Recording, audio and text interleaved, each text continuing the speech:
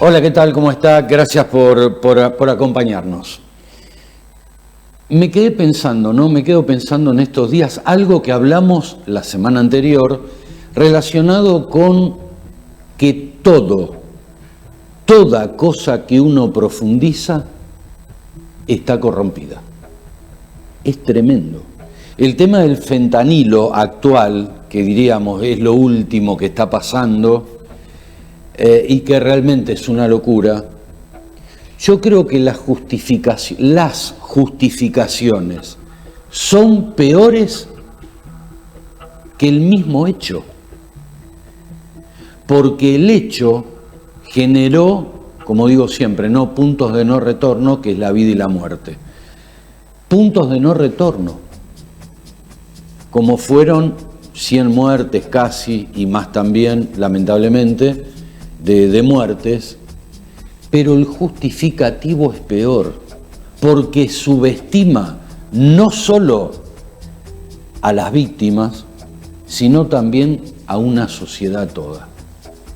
Es tremendo que nos subestimen, y pasó con un gobierno, que nos vivió subestimando durante todo. No vamos a mencionar, usted ya sabe de quién hablo, no quiero herir susceptibilidades, ni llegar a ser tendencioso, pero la subestimación es tremenda,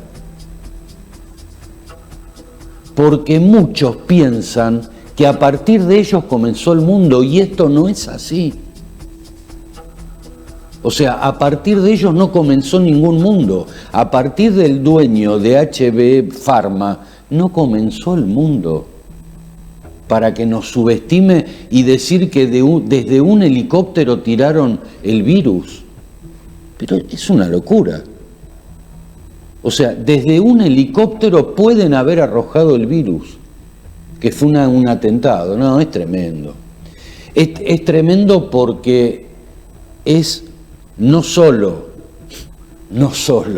llevar adelante una actividad y no respetarla, y así no respetar la vida, sino encima no respetar la memoria de los muertos y a los familiares. Tremendo, tremendo. Yo pienso que la subestimación, y yo, permítame comentarle, ¿no? Como docente universitario nunca subestimé a nadie, alumnos nunca, jamás, porque nunca me subestimaron a mí, por eso me duele esto que está pasando. Porque la subestimación es una de las peores cosas. Iba a decir una mala palabra que no corresponde, ¿no? Pero es tremendo. Y encima todo esto, vemos un abanico de candidatos, pasando a otro tema, que para mí es hiper bondadoso. Pero esto va a ser para la semana que viene. Punto. Esta semana va a estar con nosotros José Quarrachino, sociólogo, y vamos a hablar un poco de todo esto que nos está pasando, Vamos a proyectarlo, lógicamente, desde el mundo, porque hoy, para entender lo que nos pasa, hay que entender lo que pasa. Así que vamos a tratar de entender con José Quarrachino lo que pasa para entender lo que nos pasa. Y esta es la propuesta que vamos a compartir con usted en la noche de hoy. Primera tanda para después sí, ya comenzar con José Quarrachino. Ya volvemos.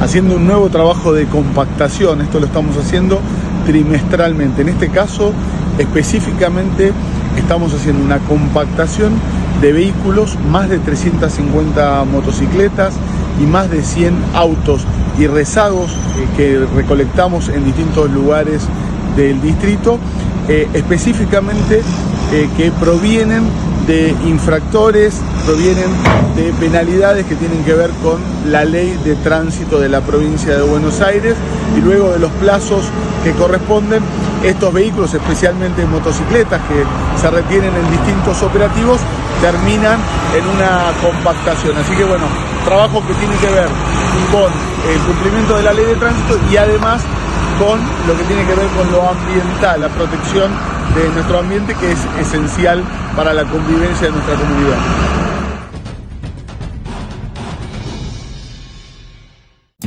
¿Ya conoces el Portal Avellaneda? Si sos vecino o vecina de nuestra ciudad, vas a poder recibir tu boleta digital y pagar la tasa de servicios generales, las patentes de autos o motos y los derechos de cementerio de forma online y con cualquier billetera virtual. Es rápido y cómodo para vos. Además, reducimos el uso de papel y cuidamos juntos el medio ambiente. Ingresá y registrate en portalavellaneda.mda.gov.ar. 10 años sin pagar nada. Queremos que traigas tu empresa a Esteban Echeverría. Te ofrecemos un municipio ordenado y transparente, la mejor ubicación y algo que no te ofrece nadie. 10 años sin pagar nada, para que no pares de crecer. Esteban Echeverría, un municipio ordenado para seguir creciendo. Bien, como lo adelantamos, estamos comunicados, así es la cosa, con José Quarrachino. José, ¿cómo estás? Gracias por este rato, como siempre. Gracias a vos, Jorge, por la invitación y sí, encantado de participar siempre que se puede.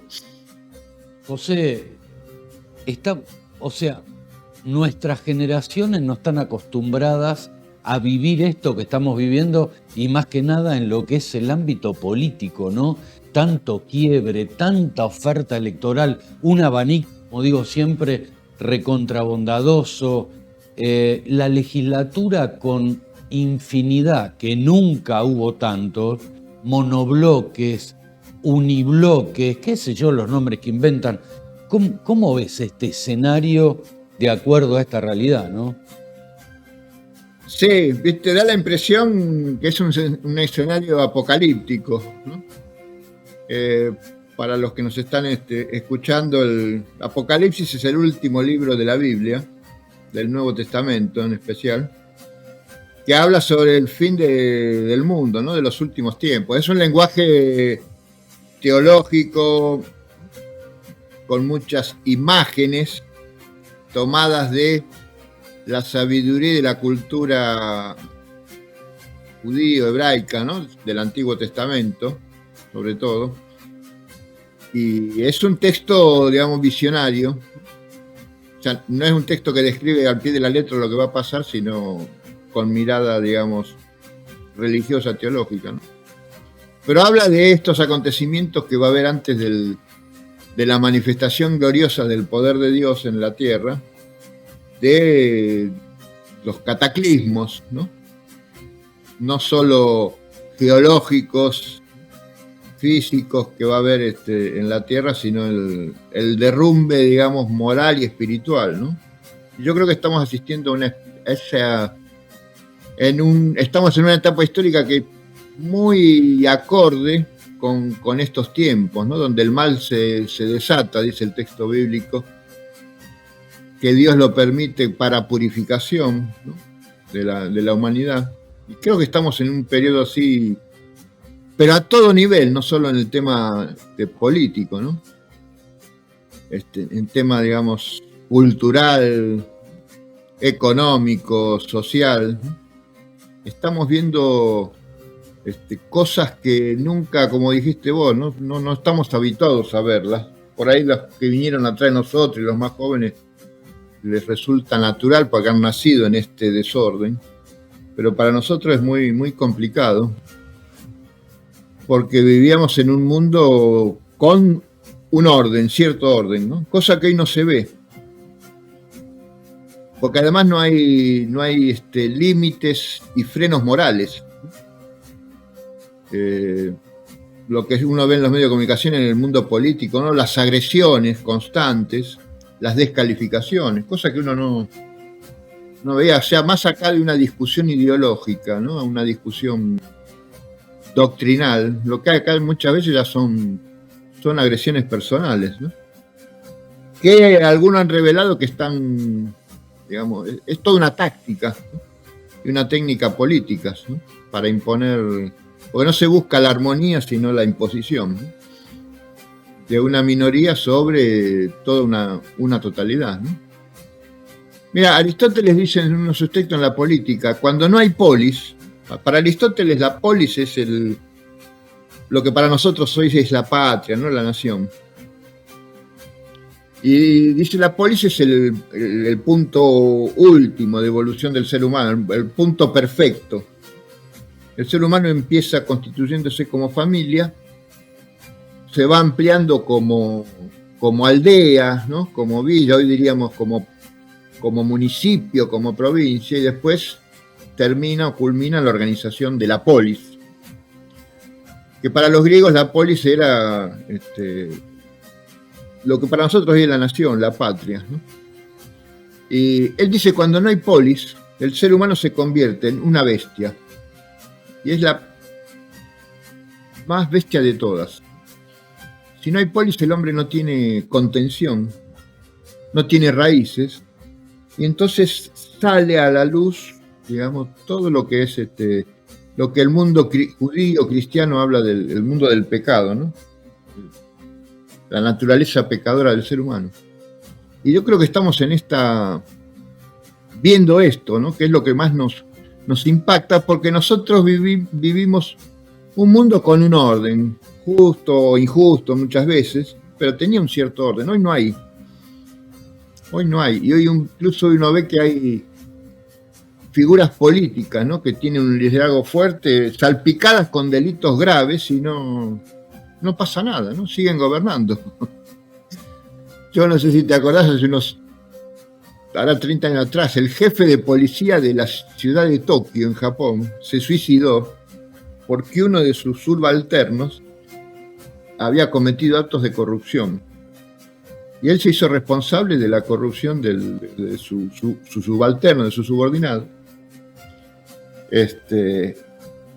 Y el camino que encontró, bueno, muy del estilo japonés, ¿no? Eso de se suicida, porque no puede, porque él falló en la conducción, ¿no? De la institución, al haber dado pie a que se produjera esto. Hoy tenés ministros salpicados por hechos graves, ¿no? Y siguen en su cargo sin ningún problema, ¿no? Tenés presidentes en el mundo, primeros ministros en Europa. Anteayer me entero que la primer ministro de Italia, Giorgia Meloni, que era una figura con cierto atractivo, ¿no? Muy nacionalista o muy nacional en Italia, así llegó al cargo que tiene, muy provida. Está preparando un decreto, está a punto de presentarlo, de la liberación de un montón de presos magrebíes que están en Italia, digamos, inmigrantes clandestinos que han cometido delito, han sido detenidos.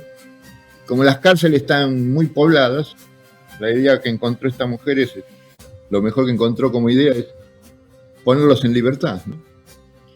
Cuando en Europa las pocas noticias que nos llegan hablan del gran trastorno que hay en Europa con el tema de la inmigración, ¿no? No la legal, la clandestina, que ha sido fomentada por los grandes poderes. Una de las figuras que ha estado atrás de toda esta política de hace unos años de inmigración así forzosa, clandestina a Europa, ha sido la Open Society Foundation, ¿no? De George Soros,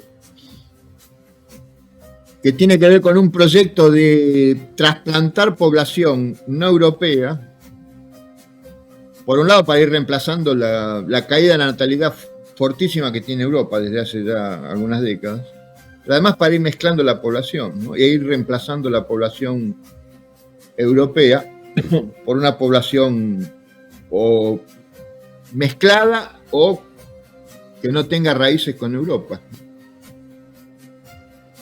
Sí, ¿Por qué? Eso, José, es un tema muy delicado que lo está sufriendo España, Francia en particular, varios países están sufriendo esto. Bélgica, Alemania. Vos sabés que dijiste algo que me parece que es el de quiebre en todo esto, ¿no? Que hablaste de crisis moral y espiritual.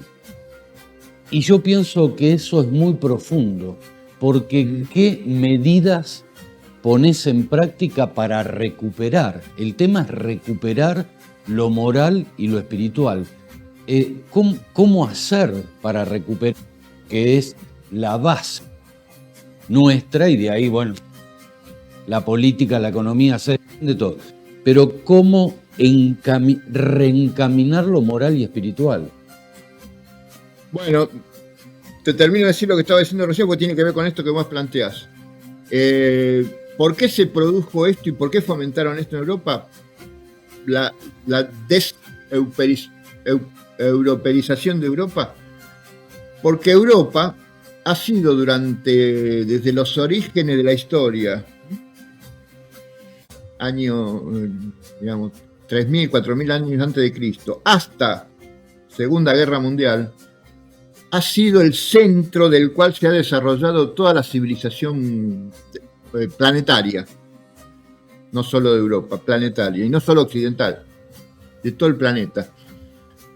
Tanto en la Edad Antigua, la Edad Media, la Edad Moderna y gran parte de la Edad Contemporánea. Hay uno de los periodos, como todos sabemos, es el periodo que se llama la Edad Antigua, que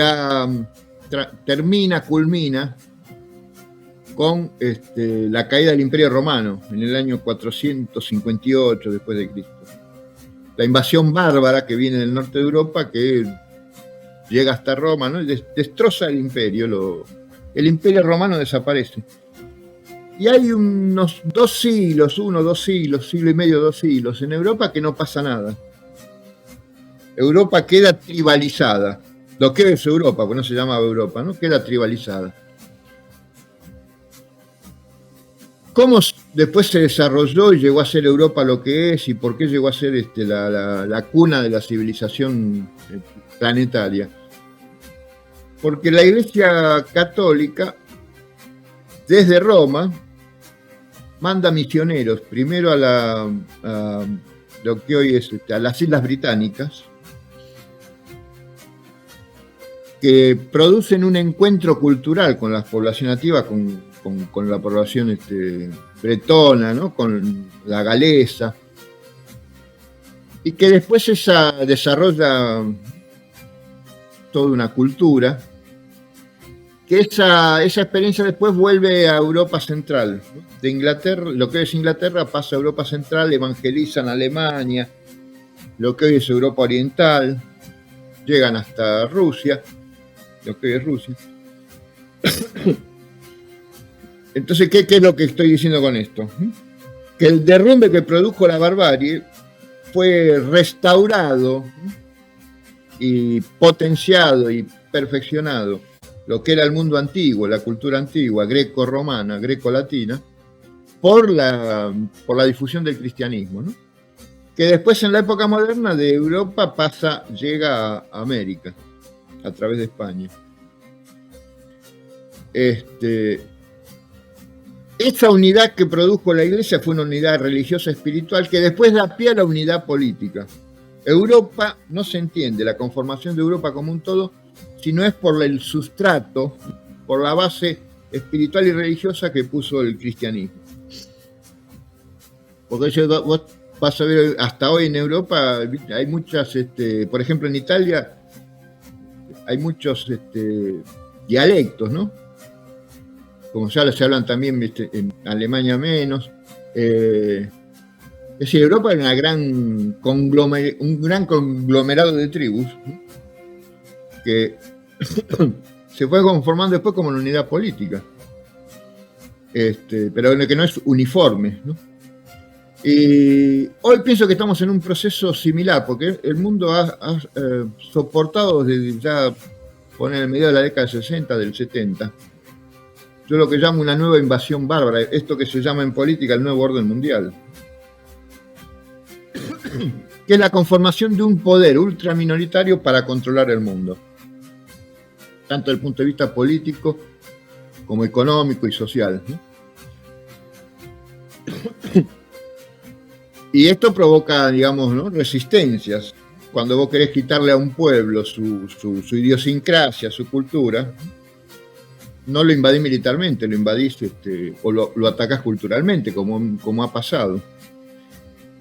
Y esto provoca resistencia. Entonces, una de las formas de ir minando la resistencia de los pueblos a ser sometidos culturalmente, sobre todo, es con la disolución moral y espiritual. Que ya es gravísimo porque ya te quita las raíces, ¿no? Porque son las raíces las que permiten la resistencia. Cuando vos no tenés raíces, no hay resistencia. Y yo creo que están buscando eso. O sea, la descristianización del mundo tiene como función convertirse en sociedades híbridas. Vos fíjate que hoy no hay, en la política hoy no tenés referencia a la historia nacional, no, a la historia patria. No, no hablemos de la tradición occidental. Sí, sí. Vos hasta hace unas décadas tenías presidentes que sabían quién era Platón, Aristóteles, lo habían leído, se habían formado.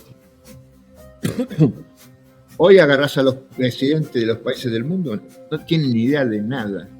Y no hablan de nada. Viste, alguna vez hicimos algún programa que hablamos de la quinta era histórica que estamos viendo, que es el traspaso esto de lo contemporáneo a la edad que llamamos el transhumanismo, ¿no? Sí, sí. O sea, el ser humano más allá de sí mismo. Que el proyecto es, y están avanzando en eso, al ser humano simbiotizado con la robótica y controlado a través de chips, etcétera, hasta sus emociones y sus pensamientos. Y el problema que tiene este proyecto, esta edad, es que no tiene raíces históricas. La época contemporánea, fíjate, la Revolución Francesa se remite para combatir o descristianizar Francia, se remite a Roma, ¿no? Y adopta todos los valores, símbolos de Roma, hasta el calendario romano. La revolución socialista marxista se remite a la antigüedad, a la reacción libertaria antigua, ¿no? Y en filosofía se remite, por ejemplo, Karl Marx a la filosofía de la naturaleza de Demócrito y Epicuro para fundamentar su postura materialista del mundo sin espiritualidad. Pero hoy si vos te vas a ver los teóricos del transhumanismo, no tienen raíces, no hablan no tienen una tradición sobre la cual basarse. Entonces te hablan de la libertad, pero la libertad ¿en qué sentido? Viste, estamos acá, nosotros tenemos los libertarios que hablan, ¿no? Todo el grupo libertario que habla mucho de los liberales, de lo liberal. Lean el segundo ensayo sobre el gobierno civil de John Locke, la noción de la libertad, la noción de la propiedad. Por ejemplo, John Locke dice, segundo ensayo, John Locke es el gran teórico del liberalismo político moderno, ¿no? El teórico de los tres poderes del Estado de una república. John Locke dice que todo el mundo ha sido otorgado por Dios a toda la humanidad y que el ser humano se hace propietario de algo a través del trabajo. Y aquel que acapara algo que no utiliza, que no lo explota, que no lo usufructúa, le ha sacado ese bien a otro. Entonces el derecho de propiedad no es un derecho ilimitado absoluto. Tiene su límite, que es la capacidad de trabajo que tiene el ser humano para hacer algo propio, ¿no? No solo tomándolo, sino haciéndolo rendir frutos. No tiene nada que ver esta noción de libertad, del liberalismo de Locke, del liberalismo político moderno, con lo que se habla de libertad es lo que puedo hacer lo que yo quiero en mi proyecto de vida, como sea. No tiene nada que ver con eso. Además, José, entendamos que, esto también lo dijeron grandes pensadores, la libertad no es absoluta, o sea, lo absoluto está en otro plano, diríamos, ¿no? Y le corresponde a uno solo, lo absoluto. Todo lo demás, lo que es terrenal, no es absoluto, y la libertad tampoco es absoluta. No, la libertad en sentido estricto, ¿viste? Del término que viene del mundo griego, significa la capacidad que tiene el ser humano de disponer por sí mismo de su evolución, de su vida. Pero para alcanzar una finalidad, no para hacer lo que quiere. Fíjate que el mundo, en latín, vos tenías, el ser humano puede ser libre o puede ser arbitrario, el libre albedrío. El ser humano libre es aquel que elige siempre el bien, y el bien es aquello que lo hace crecer. Cuando el ser humano elige lo que no le conviene, lo que es malo, es arbitrario, tiene el libre albedrío. Entonces la libertad no es hacer lo que yo quiero, la libertad es poder disponer de mí mismo para realizar el fin para el cual existo. Y buscando la perfección, buscando el bien. Nadie es libre para vivir asesinando. Por eso es un delito matar, tomar la vida de otro. Uno es libre, viste, los animales no pueden decidir su forma de vida, tienen una forma de vida y cada especie animal tiene la suya. El ser humano es el único animal, en el sentido que tiene alma, que se mueve por sí mismo, que puede decidir su forma de vida. Puede ser en la montaña, puede ser en la costa, puede ser en el desierto, fundando un templo, etc. Los animales tienen un único camino. Por eso no se puede hablar del mundo humano, el mundo animal no humano, como ejercen la libertad, porque son animales, o sea, tienen ánima y se mueven por sí mismos. Seguro. Entonces, elegir lo que yo quiero, eso no es libertad, eso es arbitrariedad. Puedo elegir lo bueno y puedo elegir lo malo. Cuando elegís lo bueno, sos libre. Cuando elegís lo malo, que te perjudica, terminás siendo esclavo de eso que elegiste, ¿no? En ese sentido también lo habla Locke. Y eso viene del mundo de la Biblia, no viene del ateísmo, ¿no? Locke es un escritor. Toda la teoría política del liberalismo moderno se funda en el segundo ensayo sobre el gobierno civil de John Locke, se funda sobre el relato bíblico de la creación, el libro del Génesis. Por eso el señor presidente también a veces se equivoca cuando dice la justicia social es un robo. Y en la justicia social está en los 5 primeros libros de la Biblia, sobre todo en uno de los libros que habla de las grandes celebraciones del judaísmo, una de las cuales es el jubileo. Al cabo de 7 años, toda persona que tenía deudas con otro quedaba liberado de esa deuda. José, siempre tan interesante escucharte. Yo dejo que hables porque, bueno, uno también aprende. Yo que soy un eterno aprendiz y siempre lo recalco. Y para cerrar, digo ahí que nos estamos quedando sin tiempo, lamentablemente, y este contexto que comentaste es lo que nos toca, diríamos, en nuestra cotidianeidad, diríamos, ¿no? Como país, lamentablemente, no estamos ajenos a todo esto que estuvimos hablando, ¿no? Claro, vos planteaste en un momento, que yo ahí no te la respondí, te la respondo ahora, y para cerrar es cómo afrontamos esto, ¿no? Sí. Y yo creo que el afrontar esto es como se ha hecho en muchos momentos de la historia, es a través de pequeñas organizaciones, de intelectuales, de profesionales, de técnicos, de científicos, de docentes, buscando todos un camino común que es de vivir en una comunidad armonizada, ¿no? O en una comunidad organizada.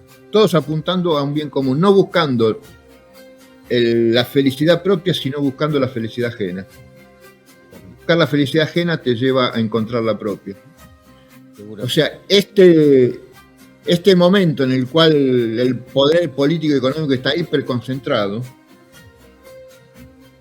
3 fondos de inversiones manejan la economía del mundo, la real y la especulativa. Y ya empezaron a tomar el dominio y el control de las organizaciones que las acompañaban, como el Foro Económico Mundial. que estaba a cargo de Klaus Schwab, un personaje austríaco, que renunció ya por cuestiones de edad y por algún otro problema que hubo, y que el control lo tomó y lo asume el presidente ejecutivo del BlackRock, Lawrence Fink. O sea que no solo se dedica a fomentar su fondo de inversión, sino que además toma el control de una de las organizaciones que crearon para acompañar este proceso económico y social, ¿no? Seguro. Entonces esta no se enfrenta con algo similar, porque te lleva, ellos lo hicieron durante 40 años.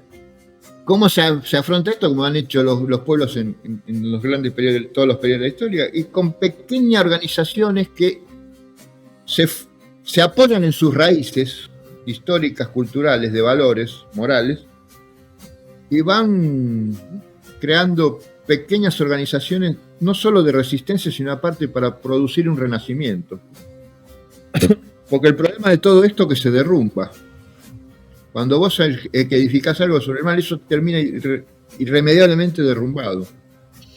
Por más control que tengas de los medios, de instrumentos, ¿no? Que hoy la cibernética y la tecnología incluso entran en la intimidad del hogar. Por más que lo tengas, el espíritu humano siempre resiste y es inmortal, ¿no? Y los pueblos no se suicidan, pero no reaccionan en masa, reaccionan con pequeñas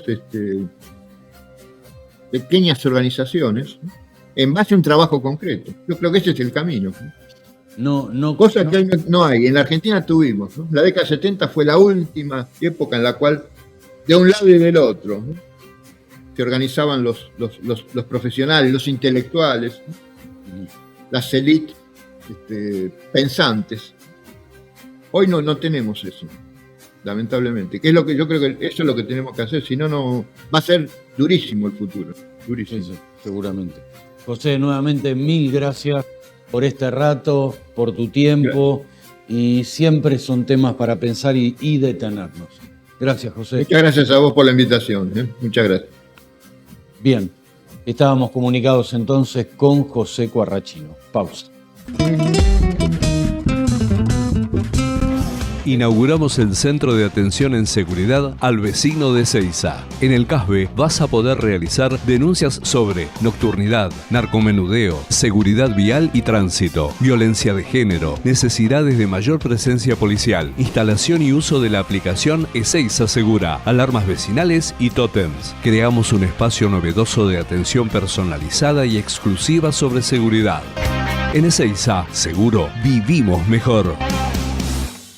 El Sindicato de Empleados de Comercio de Almirante Brown, Presidente Perón y San Vicente está presente siempre con servicios, asesoramiento gremial, asistencia médica en los consultorios de nuestra obra social OSECAT, farmacia sindical, capacitación, consultoría familiar, campo deportivo propio, entrega de útiles escolares, plan materno-infantil y mucho más.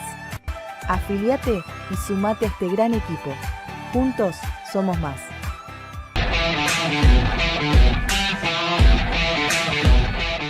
Soy Ramírez María y pertenezco a la Policía de San Vicente. Siendo policía, todos los días son diferentes, porque te enfrentás a nuevos desafíos. Te brinda oportunidades para tu crecimiento personal y profesional a través de capacitaciones. Y ayudás a mantener el orden y la seguridad en la sociedad. Te invito a que te unas ingresando a la página web del Ministerio de Seguridad de la Provincia de Buenos Aires.